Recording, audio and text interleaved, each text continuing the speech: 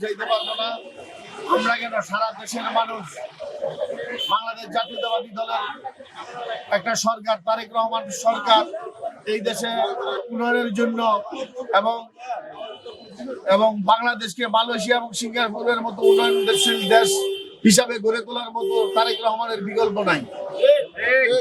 জনগণের ভোটে নির্বাচিত এবং জনগণের ম্যান্ডেট নিয়ে উনি এবং একজন স্বচ্ছ এবং নিরপেক্ষ ভোটে বাংলাদেশ জাতীয়তাবাদী দল সংখ্যাগরিষ্ঠতা পেয়েছে। সেই কারণে জনগণের নির্বাচিত সরকার এবং তারেক রহমান জনগণের নির্বাচিত প্রধানমন্ত্রী। মন্ত্রিসভার শপথ গ্রহণ করার কথা রয়েছে, এটা আপনার তরুণদের কেমন অগ্রাধিকার দেওয়া হবে মনে করেন?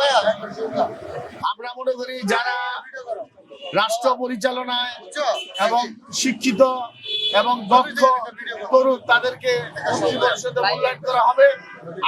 সবার আগে বাংলাদেশ ডেমরা থানা বিএনপির পক্ষ থেকে আমরা চাই ঢাকা 5 আসনের জনতার এমপি আলহাজ নবীর হাত দিয়া যাতে ডেমরা 5 আসনের উন্নয়নের দ্বারা অব্যাহত থাকে।